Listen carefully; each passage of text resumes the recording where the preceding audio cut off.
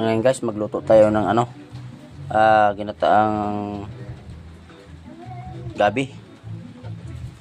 Gagataan natin are dahon ng gabi, saka may dilis.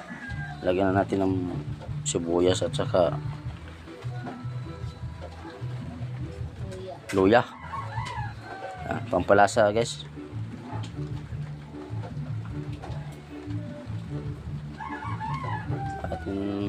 At wala tayong, hindi tayo nakapunta ng palengke.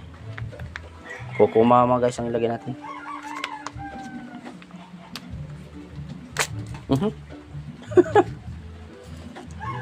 Tapon pa.